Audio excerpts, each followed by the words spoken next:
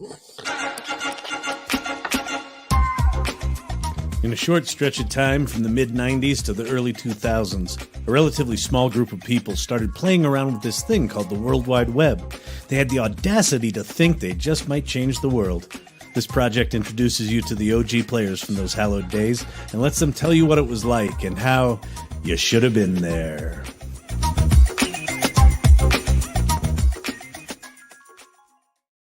Episode 5. Today we're going to talk to Ben Jones, creative superstar. He's a good guy. I think we're going to have some fun today. I think we will too. How are you, sir? Oh, trying to eke out a living and making sure that we're still alive and well. And I think there's a holiday coming up. Yeah. And are you keeping your clients happy these days before the holidays? I'm doing my best that I can. It's like, it's one of these where I inherited something and somebody who did it is no longer with the company. And this person's like, you got to fix it. I'm like, I don't know what to do. I didn't do it in the first place. I felt like I was a little kid in the corner being yelled at by the teacher or the parent. Like, That's flipping awesome. Well, good to see you. Glad you're here. So a couple of things before we bring Ben on. If you're watching this and you want to see previous episodes, if you want to get the audio podcast, if you like listening to us ramble while you drive, go to youshoulda.com. The other thing about these live casts is you can leave us comments and we can see them. So Ritesh will pull those up. And if you say nasty things about Ben, we will share them live on the air. And then finally, and we need to see if Ben has some help for us here. We need 100 subscribers on YouTube till we can get our own URL. I think we're up to about 66. So maybe we can get someone who knows someone at YouTube to pull some strings for us. Oh, man, come on. I mean, really, with everybody that's watching this, all of the agency.com online folks, where is the love, people? Exactly. Yeah. We need a vanity URL. Yeah, thank you. You know what? I think that's the first thing we should start with Ben was, hey, dude, like, how does one get one of these? Yeah. Like, you work there, right? Let's do that. Ben, who do you have to know? Ben Jones. Hey, Ben Jones. What's up, brother? Great. Yeah, the problem with the YouTube thing is you just got to not suck. And I think that you guys have discovered that that's the challenge, especially when you have these old man hacks on who are like, well, let me tell you, kids, back in my day, get off browsers. Let me tell you about dial-up.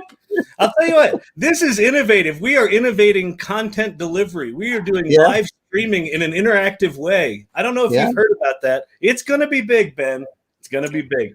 And by the way, we can go from different places too. Like you're in Denver, right, Kyle? And I'm in New Jersey. We can bring people for far-flung places.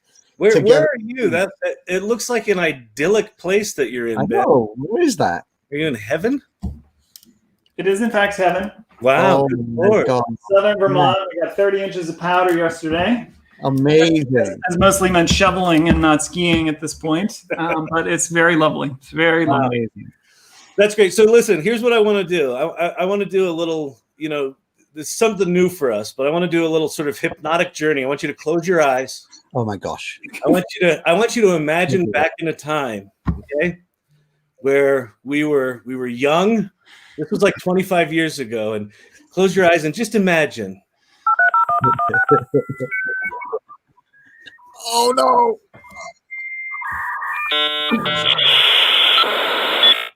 You've got mail. All right. I think we're ready to start. Smokes, where the heck did you get that? Oh.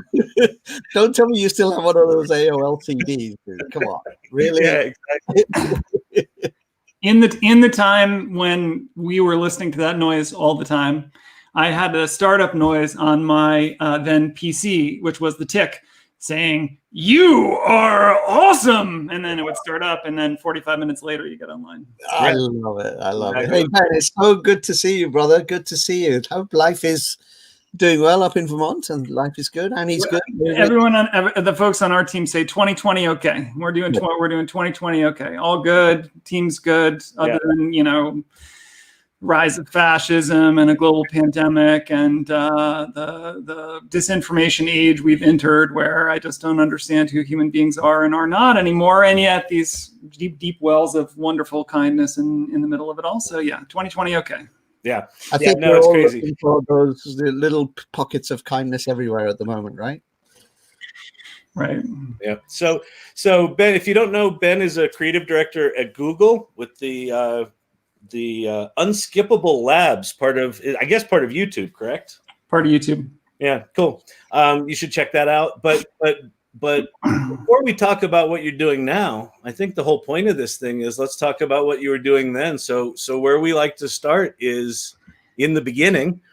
And so you joined agency.com fairly early. And as I recall, you joined as an intern. So tell us, what were you doing? No, it wasn't an intern. I was not an intern. I was an old man already by the time I got to agency.com. I hate to tell you. Yeah.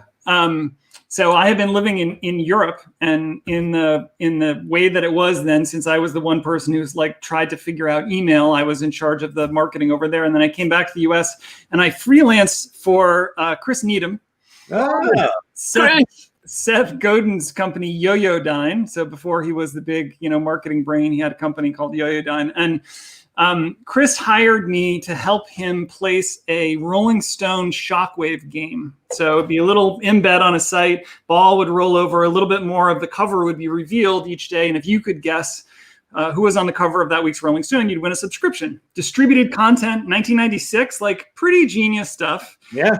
My job was to send Chris 500 sites a week that were Rolling Stone brand appropriate and had an email address, a contact, so that Chris could reach out and see if they wanted this game. 500 sites a week on a 28.8 modem equal 18 hours solid every day of surfing nonstop 7 days a week. And so my hypothesis is that I'm the last person who saw every single site on the internet. That was the last moment when it was possible to push. Yeah. That's right. Before it exploded so much that you couldn't possibly. This is pre-Google, right? Yahoo was an index, and I'm pretty sure I saw every little nook and cranny of the visible internet. And this was all just manual. You're surfing. You're just sort of clicking and saying, "Is this appropriate?" Exactly. Click another.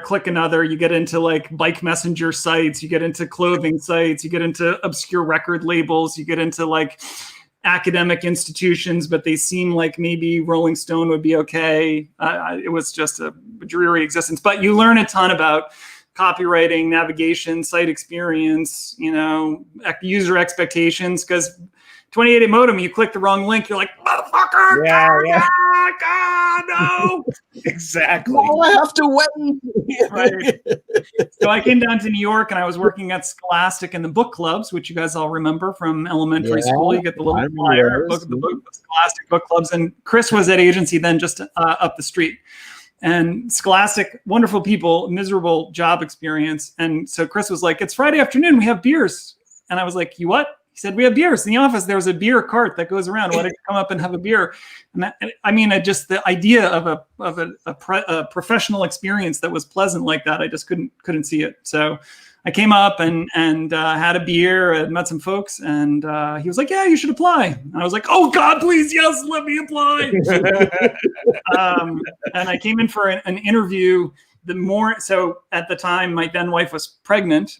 And she had, the Braxton Hicks contractions. We were at the emergency room until 3 a.m. And then I showed up at 9 a.m. for my interview with Aaron Sugarman. And I was bleary eyed and, panicked, adrenaline sunk. And I didn't hear anything. I was like, okay, well, whatever. It didn't go well. And then as we came back from the hospital, from the birth of my first daughter, Olivia, there was a phone call like, hey, we'd like to offer you a job. And I was like, can I start today? Is today okay? It'll be okay. So I started in New York when it was just New York. And I was right around 100, employee 100 at that point. Was that at 665 Broadway? 665, yeah. Yeah. And I remember, the thing that I remember from interviewing and from coming in was I mean, the company was 2 years-ish old then. Yep. Was like how much lore there already was when I started. Like the room area network and the child labor pit and like the stories of being in the basement of the Time Life building. And I felt like I joined, at this moment when all this history had already happened. I felt like I had arrived late, and you were way late to the game. And totally. Yeah. That's crazy. That's so crazy. Hang on a minute. Can we step back a little bit? So you knew Chris before he joined agency.com, or was that doing it while he was at agency? Yeah, no, Chris and I went to college together. So I knew Chris from college, and then he was at Yo-Yo-Dine and I freelanced for him at Yo-Yo-Dine. And then he came to agency and was like, hey, come have a beer. And I was like, rescue me, please. And where were you? Were you up in Massachusetts or were you down in New York at the time? Where were you? So when I came back and was freelancing, I was in Boston. Then I came into New York and was working for Scholastic in the book clubs. And was that the Scholastic building downtown, like, 4th Street, 5th Street? Yes. Yeah. Yep. So that was actually pretty near the offices of agency.com, right? Correct. Yeah, exactly. Yeah. Just a little economic reality for you kids out there. Working at Scholastic, expecting a child making $32,000 a year in New York City. And living in New York. And living in New York. Yeah. Level one, that's level one panic. I'll go into all the other pieces, but level one panic is like, just think about that for a moment. Well, so by the time you joined agency.com, I mean, the web was decently a thing, right? And were you doing internet stuff while you were at Scholastic? I was not doing internet stuff there. I had been doing it. I was in Paris before that. And so I was like the one who responded to email because I was the only one who knew what email was. And I had poked my nose into the website because I was working in the admissions office, but I wasn't doing digital marketing stuff until the Yo-Yo-Dine work for Chris. Got it. And then when you joined agency.com, do you remember, what was that transition like? What were those early weeks or months like when you joined? Well, the early weeks I came in and the place was growing so fast. I was put in a cube and nobody had any, everyone was rushing by. I was a site editor and I can't remember, Aaron maybe was just like, find some cool stuff. See what's cool on the internet. What's happening? And I was just surfing around looking for cool, like super bad and like these cool site experiences and so on. And I think it started to pick up when I got on pitches. So I remember the first big pitch I did was Doritos, which we worked on with Red Sky. That's right. All right. And then I don't think that you guys trust me to work on actual client work. So I tended to be like the pitch pony. I mean, I wrote some banners and stuff and some site copy, but Doritos was the first big one. Kmart, the first e-commerce I did Texaco and the Texaco intranet. I did that whole thing. Yeah. And you ended up working on that one. I remember going up to White Plains. Yeah, you did, because I remember going up to White Plains with you once. We went up to see the client and we were walking the whole way. And it was amazing to me because this was my early times as well. And you'd walk in and everybody, oh, Ben Jones is here. Oh, Ben Jones is here. Let's go talk to Ben Jones. Ben Jones, hey, Ben Jones is here. He's the guy who's doing our website. Oh, is that Ben Jones? I'm like, oh, really? This is great. Here's what I remember about presenting to Texaco. So Texaco, we were going to present to the CEO of Texaco. Yep. Huge deal. And so somebody, Kyle, thought, well, it'll be really cool. We'll present on a Sony Vaio, which was, like a little bigger than a modern cell phone. And the CEO up there at that time, he did not read his own email. His email was printed out, handed to him. He would mark it up. His assistant would. So we get in there, and this is not in any regular conference room. This is in the CEO's special conference room, like special furniture and all the things. And he comes in, and I put this little tiny thing down on this like James Bond villain table. And I was like, here's the site. And I open it up, and he can't see it. And he's obviously too vain to put his glasses on. And I think he thought that like Machine was the site. I think he thought like the Sony Vaio, like that's what he had bought as one of those. And then something, he did not at all understand any of it. Wow. That's the thing I remember most about Texaco was, I proudly declared I was a fan of NASCAR, and I knew they sponsored Kenny Irwin with NASCAR, and they actually said, "You want to go to a race?" And they flew me down to Atlanta and helicoptered me from the airport to the infield of a NASCAR race. Wow. That is awesome. That is not what I remember from Texaco. Two Texaco stories. One, I'm going to meet a bunch of my college friends. I'm on the subway headed up the east side, and I was working on the RFP for their safety, health, and environment site. And I'm like, that's it. I'm the devil. This is Merchants of Death here. I am figuring out how to cover up their environmental record as I meet my college friends who are, of course, doing all kinds of interesting and world-saving things. And I was like, yeah, no, I'm in an evil phase, but I think I'll turn good again eventually. I'll be okay, yeah. Yeah. That was one. And the other one I remember we were pitching for the intranet. The Texaco intranet. That's where I went with you. Yes, that's right. As we were trying to figure out what we were going to do, we put a spider on it to see how big it was, and it choked out at 17 million pages. Yeah. Wow. And we won the business. And I remember first meeting with the client, he said, I don't really even know why we hired you. I don't think it's possible. Like, I don't believe you can be successful in this project. And I was like, yeah, why did you hire us? What do you think we're going to do here? Yeah. Well, I think that was one of the things that we were always willing to do back then is if it's impossible, sure, we can do it. Right. We'll figure it out. Right. We figure it out. I remember, do you remember we invented the concept of something we called client weapons with Texaco? Yeah. Which was, do you remember that? Yeah. We were kind of behind schedule, and whoever our client was, she kept saying, my peers don't understand what we're doing, and they keep asking what's going on. And we made her this beautiful, it was basically just a project plan. Like, here's what we've done, here's what we're going to do. But we did it in this beautiful sort of door poster thing designed for her to hang on her door so that if anyone asked her about the project, she could point to it and go, that's it. And I remember her calling us back and going, everyone loves the project now, because they walk in and they're like, ooh, I want one of those. That is the genius. That is the genius of Martin Bunye right there. He designed the little flash thing, started out with the logo and the ball, and the whole thing unfurled. And it was phase 3, here's where it is. And he made a big wall poster for her that was beautiful. I would have hung that in my house. I mean, it was gorgeous. She loved it. Yeah. Amazing.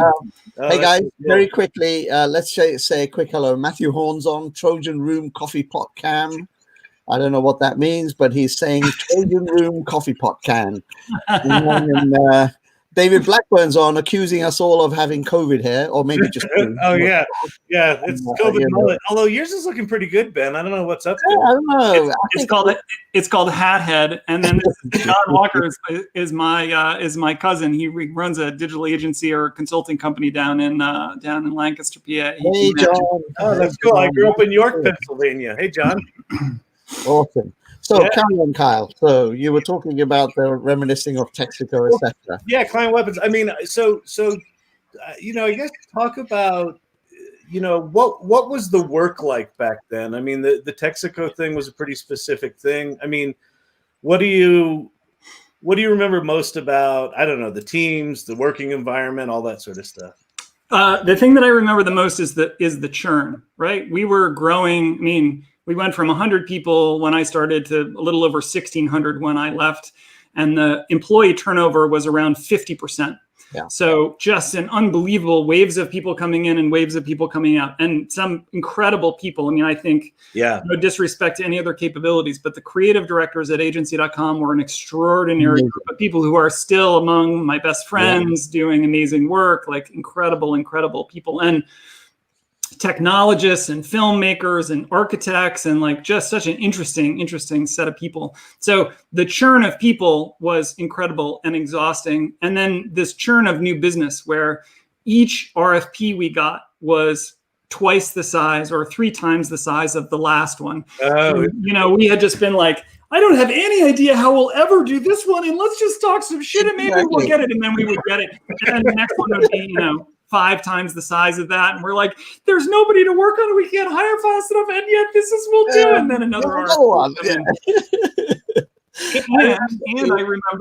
I remember that did not dampen our ambition for other work. Like I remember doing a massive pitch for Barnes & Noble, and we thought through all this stuff about books and blah, blah, blah, and we didn't win for ridiculous reasons. And the next day you called Amazon and you were like, hey, we did all this thinking on book selling. You guys want to talk to us? We'll just share it with you for free. And you flew out there, and their whole lobby, I remember, was all people interviewing. Like, they couldn't even get people into conference rooms. They were hiring so fast. And and you won business for them, right? We were the first outside agency that we worked with on the strength of that stuff.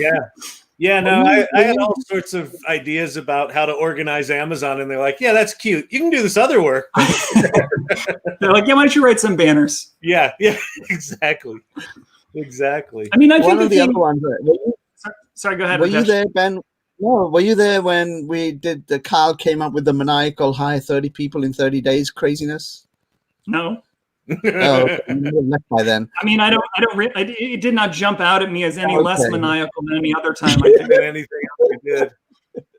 Yeah, I don't know. It was just basically like hold on for dear life for 5 years. Yeah. Although I think the thing that I loved about it, and there are some pieces of the work that I'm doing now that I like in a similar sort of way, but there was no body of knowledge that you needed deep expertise in over years of time in order to come to an answer. Like, everyone could see the things that everyone could see. And the ability to be successful was to take that and digest it and reconceive it or reconfigure it in a way that made it work. And so it just meant, like, how fast can you learn and how inventive or creative can you be about this information that everyone can see? Like, there's nothing hidden from any of us. We all know what browsers can do. We all know what clicks can do, people are doing. And so it's like, how can you organize information and what experiences can you make out of it? And I thought that was amazing. Super fun. Fun.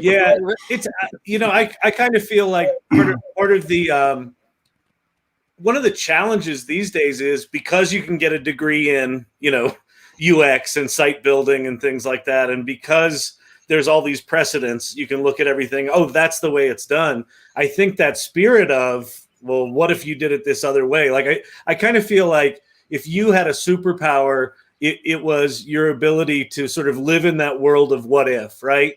And that was how we won a lot of that work. Well, what if we did it a completely different way? And that is, I think, a bit lost. So are you finding that in your current work? Do you get to do that again?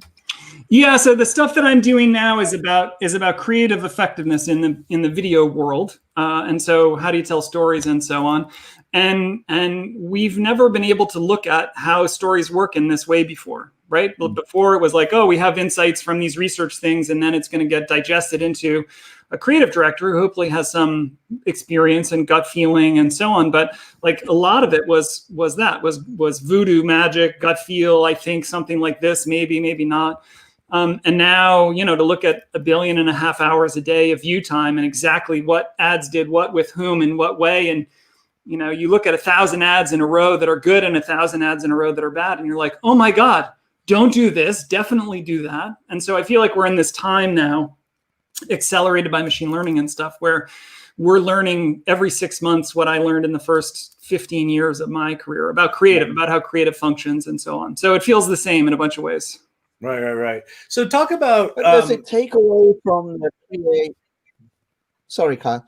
I was just going to ask Ben, does it take away from the creativity? Because you were talking about, we have, and I totally agree with you, the creative directors at agency.com were geniuses. I mean, they came up with stuff and thought of things in ways that we would never have imagined. Do you think some of that has gone away now with these machines? Because sometimes I feel like we do too much on the brief and the way it's going to work, and how's it going to get put over here and over there, and what's the format, and less about the actual overall. Well, what are we trying to do? And that's what we used to do, is what are we trying to do here? Emotionally connect or change a behavior or something like that.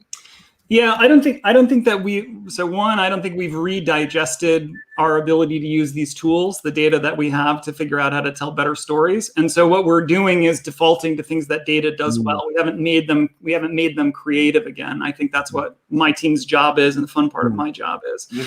And then the other thing is, I think that the creatives have not sort of leaned into the power that they have, right? They're trying to preserve the freedom to tell stories in a certain sort of way. And they haven't recognized that, I believe pretty firmly, creative's the last unfair advantage in the business. As all the machines, take over media, all the media planning, the more that stuff becomes automated, the more it's a playing field, and there's no advantage left to you. If everyone has access to the same set of tools there, the only thing you can change is the creative input. And I think we'll see in the next, 18 months, that's going to become more and more and more important. The other thing it does in terms of creativity, and I think this is how we position our work, is I'm not trying to tell you how to tell a story. I'm just trying to help you avoid risks, right? Yeah. Like, you want to start your ad with this beautiful, long, slow tracking shot of the Pacific Coast Highway? Like, please feel free.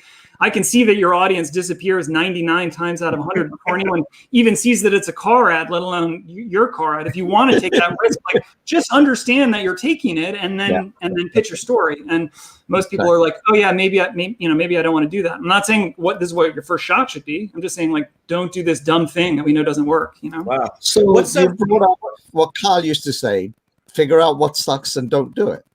Right. Yeah. I'm just gonna hop to Matthew's comment about the coffee pot for a sec.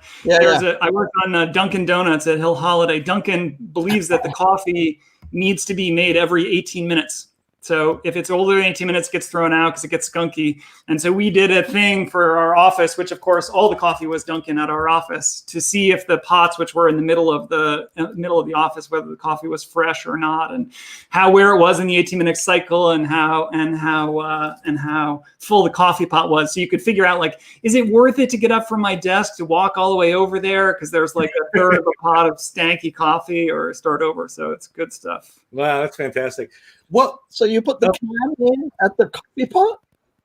So we put a cam over the coffee pot? No. I think that's what Matthew was talking about. We didn't put a cam in over it. We put a sensor that detected the weight, and when it refilled, the thing would reset. It was a little dunky smiley face timer thing, and not a cam. That's awesome. That is amazing. John Walker's also given us a memory. Kyle, hang on. Just John. Ben's cousin's given a good memory too of the search engine names. I'd forgotten about that name. Yeah, I don't know if you remember it. Do you remember that name? I remember all. Really? There was the pre-Google time. Everyone was like, my search engine is better than the other search engine. I remember when Google came out, I was like, what a dumb name. That's not going to do anything. Who's going to use that? I know, right? Take off, Well, because Alta Vista was king of the hill. It had blown up into the water. And then it was Alta Vista is going to be the one that wins. And then, Google just sort of snuck up and flushed everything else down the toilet. Is there a project sort of in the innovation space? Is there a project that you did at agency, either that you did or that someone else did, but is there a project that you did that you really felt like that's changing the game? We're doing something here that's different, or is it, what do you remember from back then that you felt was innovative, or we were doing something really interesting at the time? I remember being in the lore category when you guys had done the Lucent site before I got there. Yeah. The rollover on the Lucent site where the business was a business card interface, business card flipped over, and it had, I can't remember, a patent or an innovation or the sketch of an idea. And the idea that there would be that aliveness in a website was totally new, and there would be the freshness and so on. I remember being very struck by that. I remember being super struck, and I did not work on this. I think it was PJ's genius, but Jumpman, the first non-text interface. It was so beautiful, and it made it feel like the web could be immersive in a way that no one had at that point done. And just so visually beautiful, and that intersection of visual beauty and interactivity, and it just felt like a thing that was new or might be new. Yeah, that was the Jordan site. We pitched Nike. I don't know when it was, maybe 98, but I remember Nike put out an AOR request, right? So there were 7 or 8 agencies that were pitching for Nike AOR, and I still have. This is the Nike pitch that Badner put together. That nice. Is the basketball skin, and we had a CD-ROM in there, and right. And I remember we were so proud of this pitch. We pulled everyone off everything. We put all this effort in. We rented a billboard that drove around the Nike campus, right? We went out there. We pitched all these ideas. We knew we were going to win this business, right? And every single idea we pitched. Nike was like, oops, it sounds like we're having some technical issues. Can you hear me? Yeah. All right. It's something's losing it here. But every single idea we pitched, Nike was like, oh yeah, we did that 2 years ago. It didn't work. Like there was not a single thing we pitched, and they ended up not hiring any single agency to be their AOR because they realized they were way smarter than anyone else. But they gave us some selective work, and that the first Michael Jordan site they gave to us, and that was the thing that you were talking about that PJ worked on. That was amazing. Amazing, really beautiful. Really. Yeah. Do you remember? I think you may have just arrived when Flash was just starting out, and we were experimenting different departments. I think Jason and Volker became like the Flash Kings. Right. John Knack. Before we get to Flash, though, Ritesh, there was a whole sphere of genius, which is represented in my mind by Tim Carrier, and he taught a class in banner optimization, kids, back in the day. And he would do the single frames of a banner and strip out the colors of the in-between frames so you could get a more robust banner animation. I remember sitting in the class that he taught, and I was like, your brain, this is amazing, because he could do these things. I mean, he could make the banners do things that no one else could do, and those were incredible. Yeah, Flash, it was great. Yeah, Volker is a genius, whatever. Tim Carrier is the real genius. Also, the only guy that I knew who would go to a client meeting and get a glass of milk, which is fantastic also. I don't remember the glass of milk, though. But yeah, look, Sirius Satellite Radio. I remember the meeting with Chris Stetson, and Chris was like, you want to do what? I said, they want to play radio over the web. He said, on a browser? I'm like, yeah. We can't do that. What are you talking about? What did you sell? We can't play radio in a browser. We don't have a music player. We'll have to invent one, Yeah. No, those innovations you're talking about, Ben, are the ones, because tools didn't exist and because computers were slow and dial-up was slow and everything was being invented. Like, a lot of the innovations were, how do we sort of engineer our way through these dramatic limitations to do something interesting? I feel like a lot of the stuff that was most interesting to me in those days, probably because I was not as good at the tech, but I was not as in love with the thing that was purely technical. I was in love with, like, what's a real world thing that you can use the web to connect into that would be genius. I remember we were working on a HP business. It was B2B, some super complex, and there was this mad scientist in Australia, and we pitched them on the idea that if you had a customer login, you could go into a live cam in their lab and ask them questions directly. And that was like the biggest innovation, and so simple, right? So simple. Yeah. But for the customers who are spending $5, $10, $15 million, the ability to have that access felt incredible. And my favorite of those ideas, which did not get sold, and I have pitched again and again the entire rest of my career, was we went to Lucent and we were working on their job site. And we suggested that somewhere in the massive Lucent campus down in the basement, they should set up a high-powered cadmium laser in a room full of things that would blow up if they were hit with the laser, and let people come in over on a browser, control the laser, and shoot at things. It was like every single college student will want to work at Lucent. Like, all you would need to do is that. Nothing, no patents, no interview scientists, like a laser that blows stuff up. Yeah, no, they should totally do that. We have Chris Hote or Hot. Chris Hote, yeah, he's the Chief Innovation Officer for Happiness FCB. No, he's impressed with your memory, which is good. Yeah. And Matthew did a great response. He said Matthew's comment is quite good. Put that up. The data comment about data being the rearview mirror, right? Oh, that's good. Great fuel for creativity. Did you know Matthew Horn was this smart? I didn't realize Matthew Horn was this smart. Plenty smart. If he is married to Molly Kerr and they're happy, he has got to be ridiculously smart. Like, there's the baseline. I mean, I'm smart in his own right, but that piece is like, I'm pretty sure he's. Do you remember the site we did for Allied Signal? Was it Allied Signal? The ones that made spark plugs. Was that? I remember that. I just remember I don't even know that. it was I don't think it was Allied Signal. No, it was the one who makes spark plugs, Champion spark plugs, or one of those. But she Deanne Drager did one of those things where it was sort of like an auto parts catalog, and she made it. They sponsored a lot of drag racing, and so she made the whole site about drag racing. Like, if you're into drag racing, come here, and then you could buy all the sites. And so yeah, that kind of creative stuff. I remember this is another lore. So I did bust out my agency.com logo. Very nice. I was an enormous fan of the logo. And I remember that you guys had sort of just gotten it done as I came in, and I was in your office, Kyle, and you showed me, I can't remember who did it, Pentagram or somebody, the book of logo designs that you had rejected. Yeah. And one of them, Ameritrade, had like exactly the same. It was the A with the like sun rays out the top, and it was like the same Pantone colors, the same font, nothing had changed. And I was like, Pentagram, I think you guys are full of shit. I think that you just copied and pasted that over and changed it, and it was exactly the same. And that was a good lesson in agency life for me.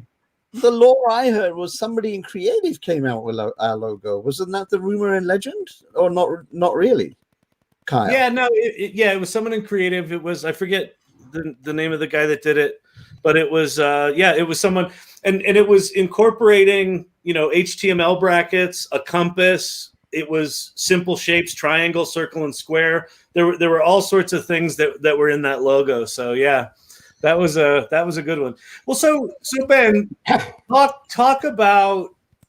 So those were these remarkable times. You went from small to big, and then you're like, I'm out of here. What have you carried forward? And it feels like you've remained in a relatively creative role for your career. You're certainly in one now. Like what have you carried forward? Like, what do you remember from those days, and what's still the same? What do you carry forward from that? I mean, I think that the thing that was really fun about that group of people, especially the CDs, and I think about Laurent, Paul Golly, Nick Lynn, Deanne, like amazing brains. Yeah, right. It was a curiosity, right? A curiosity about the potential of the kind of questions that you were asking. And so I did a lot of different things after agency. When I went to this venture capital network immediately, and then I was the dean of admissions at Bennington, and then back in digital agencies and general agencies. And I think it was just this, like, look at the same thing that everybody's looking at and figure out if there's something different, right? Is there something? There's a new way to look at it. Right. Like with the Unskippable Labs thing, part of when we started, so a dominant part of Google's video revenue is skippable ads, right? TrueView ads, the 5 seconds and then you skip. And I was looking at that, and this is, a multi-billion-dollar business. And I was just sort of like, well, why don't we have a sizzle reel about like what good TrueView ads are? And there wasn't one. Like, no one had looked at the dominant product that we had and thought about marketing it as a product in that way, that it would be good to go to a client, press a button, and see, how TrueView ads worked and what was really cool. And people were like, yeah, we should, let's do one of those. So I was like, all right, I'll do it. And we did one in, that was whatever it was, 4 or 5 years ago. And that still I can see, because people have to permission in to see it. I still see that people are using it. And for me, that's there's so much in front of all of us that is exactly the same, and we have the same information, and can we look with new eyes? And I think agency was a place that really trained me to be like, look at the same thing everyone's looking at and just do better with it, do more with it, take it another place, bring it to a different kind of environment, etc. Mm-hmm. I actually want to go back because it relates to John Walker's statement. John says, I'm still amazed that agency.com was able to pitch and win the biggest global brands when you guys were about 2 years old.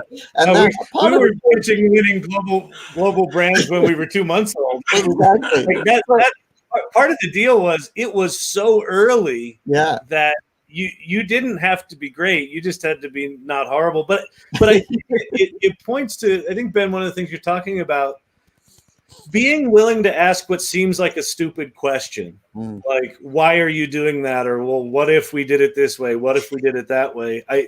It was often the most simple questions that led to the biggest insights for me. Mm-hmm, mm-hmm.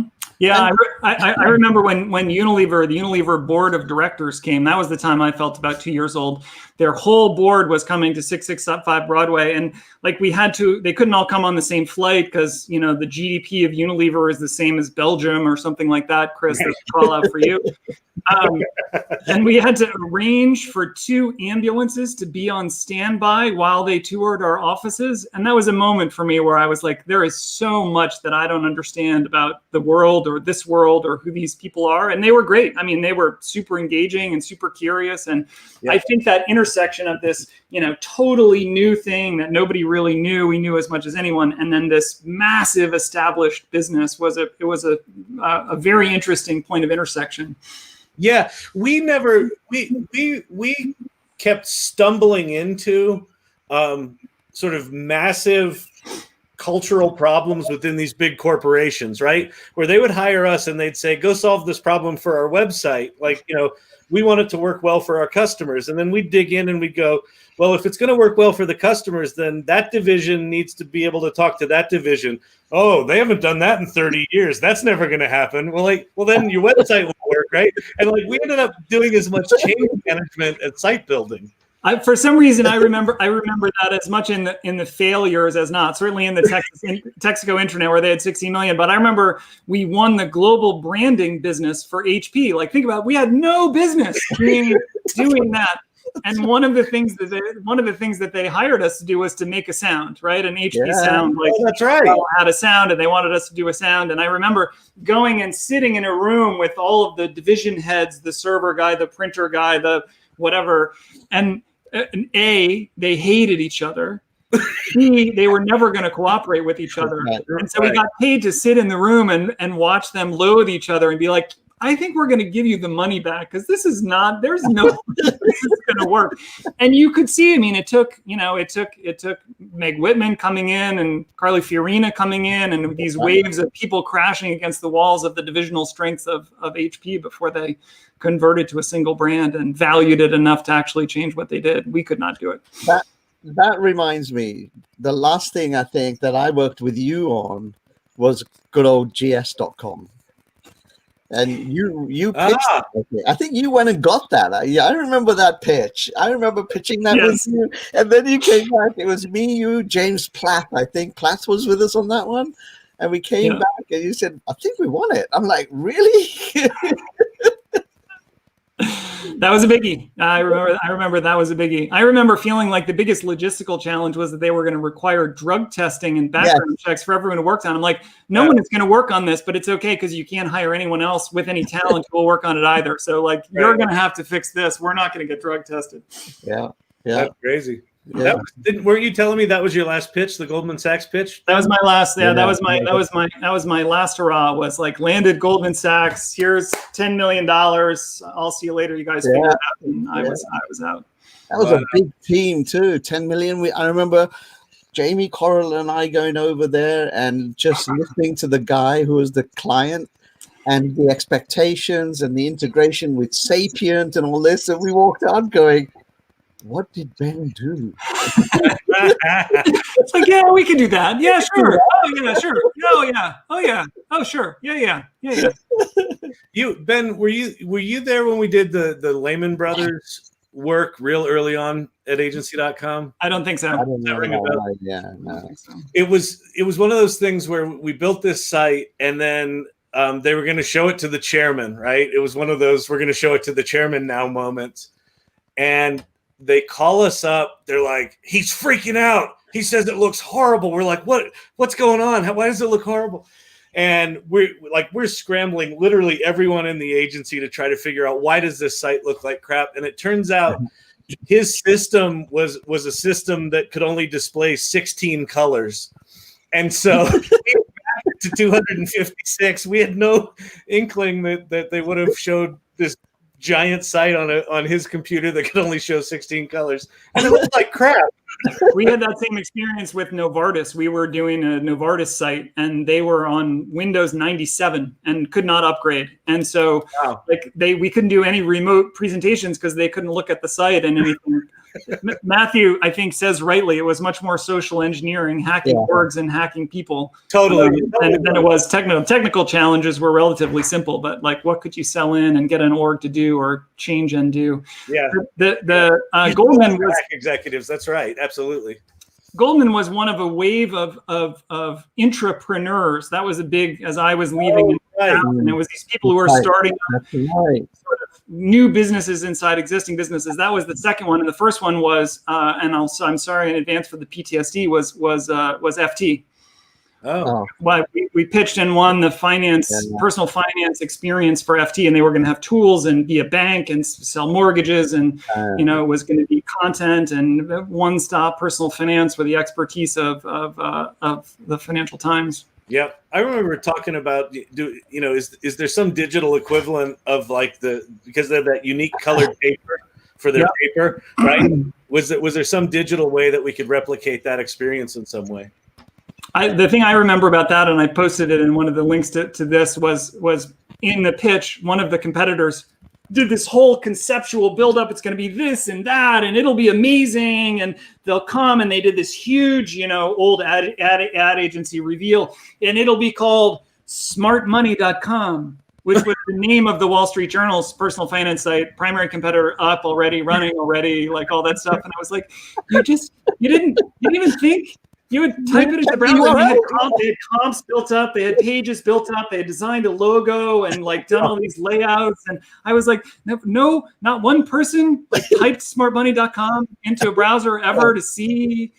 That was fantastic. That was it. It was almost like maybe that was our skill, was that we had just a little bit of common sense to has anyone done that before? Oh, Ben, this has been great. Talk to us about what are you up to today that you're really excited about? Is there anything that you're doing today that you're excited about, or you feel like you're in a similar place creatively?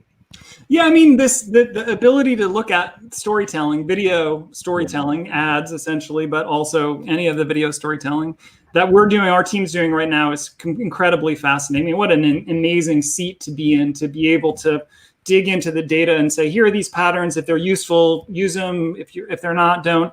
My whole team is built on experimentation. So we go to clients and say, give us your best ad. If we can do better working with your creative teams, then you learn something. And if not, then you're a genius. And there's really sort of no risk. So it's a wonderful sort of position of generous innovation to say, let us just help make you better and learn as we go.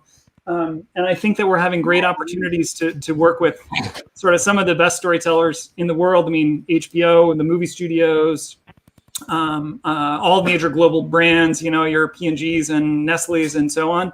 And you can just see the world again changing in this frontier of creative effectiveness right now. I think it feels like the early web to me. It feels like, oh my God, we can find something out today and it'll change things tomorrow, and it's really good, and other people aren't doing it, and we have a responsibility for these tools, machine learning. Does it work? Does it not work? How does it work? What'll be good or not? So, what are some of the things that you think are happening now that are going to be, how we experience things in the future? Any specifics of storytelling? How people are approaching it. That you can share without going to. Yeah, exactly. That you can share without going to prison. I'll give you guys some freebies. Yeah, I'll give you guys some freebies. Number one, we're understanding really amazing things about the nature of attention, and particularly attention and choice. So there was this, huge narrative that was attention spans are shrinking. They're shorter than goldfish. Turns out that research is flawed. Goldfish have long attention spans, but regardless of that, it turns out, as we've learned during this time, if we're interested in something, we'll watch a lot of it, right? Absolutely. I'll binge watch the whole Queen's Gambit or the Marvel, universe is 30 movies and the last one's 4 hours long, and we choose to watch that. Right. And so this idea that our attention spans are shrinking is not right. And so that changes everything from a 6-second ad to a 2-minute ad to a whatever. And you can start to see it play out in these markets. My team is about to publish some research. And so only because I know that, no one but Yahoos are watching this, one of the things they found in their research is the top performing ads in Japan are about 20 seconds long. Mm-hmm. Top performing ads in India are about 44 seconds long. And you could say, culturally, India values storytelling, is longer storytelling, much richer. The Japanese, more precise, it's more product focused, etc. But I think the bigger piece of it, and this is speculative now, but the bigger piece of it is Japan's a much more sophisticated media market. And so it's TV dominant, and the ads that are coming into our ecosystem are almost all TV ads. So, if the range of ads is from 18 to 22 seconds, saying the best ads are 20 seconds is no big, because all the TV ads are 20 seconds. Right. The media, which is a, sort of Wild West media market in a lot of ways, the ads that people choose to watch, guess what, are twice as long. And this idea that ads need to be 6 seconds or 15 seconds it's just like, how interesting can you be? And creatively, that's a fan. I mean, Yahoo's and Yuri are obviously that one exception. Who the hell is Yuri R, by the way? Who's Yuri? Yuri what? Yuri R? Yuri, he's one of those creative director geniuses. He has got a fantastic brain on him, that young man does. Let me ask you a quick question on Yuri, by the way. Did you ever, I used to think I was going deaf when I used to talk to Yuri, because I could never hear him. He would say things. Oh, he was very quiet, but he packed a big punch. Yeah, I remember the punches, not so much the quiet. The punching, I remember. Wow. So let me ask another question, because this all came about when Kyle and I were reminiscing of those days, and then we were talking about the culture, the creativity, and it was everyone from PM just joined all the way to the managers, where curiosity, go figure it out, let's go learn. Have you seen a shift in that? I see it a lot, where even in the agencies that I interact with within WPP, there are pockets of it, but not culturally all the way through. Is that shift happened, do you think? I think that change is always pockets. Like we work with all the different agencies, whoever our clients want to work with, we'll work with. And one of the things that I have been struck by, with very, very few exceptions, is there are great people everywhere, great copywriters, great creatives. And part of what holds them back is the thing that they're expecting to hear. Their clients are expecting to hear because they're at X agency. A client is going to hear something very different from Wyden or Droga than they're going to hear from other agencies. I won't name names, but that difference creates a big piece. And then the other piece is, to your point, the sort of up and down culture. Like, are their managers and those managers and the chief creative officer, are they receptive and open and willing to take risks? And what do those risks look like and feel like? And so, I think the most interesting work that we see happening now, or the biggest change, is at that sort of like a boutique hybrid advancing production shop, right? Much more creative about how things are made and not really caring what they might be. Then big agencies have incredibly talented people, but the bread is buttered by being able to sell in a campaign with 3 ads that's going to be a $2 to $5 million shoot and show up in the Super Bowl. And so this is another insight that we see when you look across 1,000 ads, is the ad that somebody shot on their phone can be just as effective as the ad that cost $2 million to shoot. And so therefore the brand that, shoots that way, but is interesting and compelling and so on, has just as much access to a big audience and a compelling kind of business outcome. Wow. If you're BBDO, I hate to say it, like, that's not your business, and you're not going to do it, and your boss isn't going to approve it, and your client's not going to buy it from you. And so other places, I think, are making really interesting progress there, faster progress than bigger shops. And I think part of that is, the push-pull of the technology and the abilities. And, there's been this whole thing around user-generated content for a long time. But I think, the machines that we use to do those things now, with the handhelds that we have, that we use other things for, like actually making a call now and again, they're really powerful, and they can do a lot of the stuff that you used to have to hire big production shops to do, right? I think it's an interesting thing, Ritesh, because I think that a lot of the interesting technology has actually gone out of marketing and advertising if there is interactivity and it's valuable, it's the business, it's e-commerce, right? It's not marketing. Yeah. And I think marketing overall has become much less interactive. Marketing now is like 90% video and text, basic click. And it's done this like massive flattening, because if the interactions are important, then you want to invest in, make it a part of your core business. And you see the rise of the sort of, e-commerce infrastructure, CRM infrastructure, and the technology has gotten much more serious, and in some ways, I think it's left parts of marketing behind. Interesting.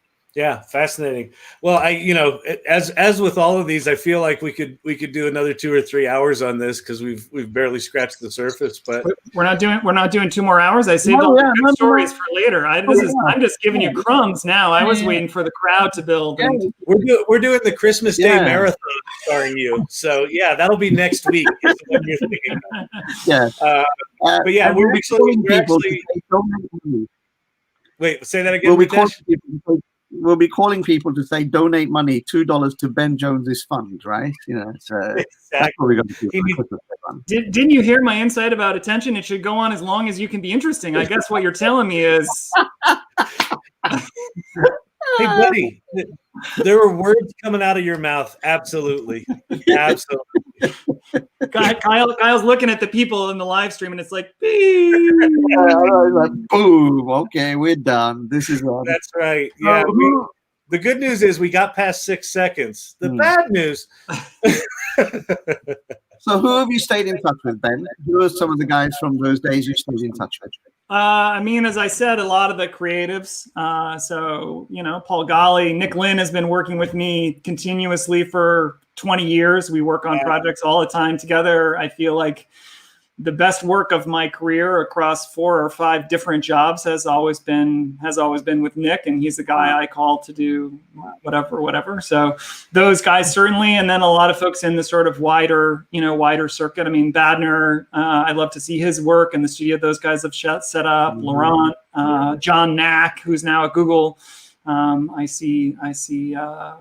We check in from time to time. He's doing the super cool, wonky tech stuff. And so it's always interesting to sort of call up and see what he's after, augmented reality or photo stuff or whatever. But a lot of folks, I feel like a lot. Matthew, I see those guys when I'm in London. Matthew and Molly, it's fun to see them and see what they're doing. And I don't know, a lot of people. Molly, there's the name. Yeah, indeed. Agency U, remember that? Inspire You, I think it was called. Inspire You, yeah. We took the idea of Geek and Tells and turned it into the internal university. I think that was after your time, Ben. That was when we were losing people so fast we had to find ways to keep them. And then we invented all these ways to keep them, and then we had to lay them all off. Oh, God. The place I went after, I hired a bunch of people from Nick and Martin and David Blackburn, and I'm in touch with David and Megan a ton, and then I had to lay them all off, and that fucking sucked. Yeah, it sucks so bad. Steve Farrell, I see a bunch of here and there as the orbits of the digital world intersect. Yeah, that's awesome. Amazing. Well, this has been amazing, Ben. Thank you so much. Take care. Keep making things unskippable, I guess. Yeah, exactly. And tell us when you do the 9-second unskippable ad. That's the I'll let you know. We're trying to get all this. We're trying to get all the unskippable ads out. Yeah, and a shout out to Matthew Horn for joining. Giving us some good commentary, and Yuri in Israel. Hey, bro. Yeah. Hopefully as well. We'll have to get you on here. No, because we won't be able to hear anything, right? We'll get a good microphone and get nice. You can just have him post pictures. He posts spectacular pictures. Do a visual version for Yuri. There you go. Perfect. That's great. Enjoy Vermont, young man. Enjoy Vermont. Thank you. Happy holidays. Have a Merry Christmas. Thanks, guys. Great to see you. Yeah. Bye.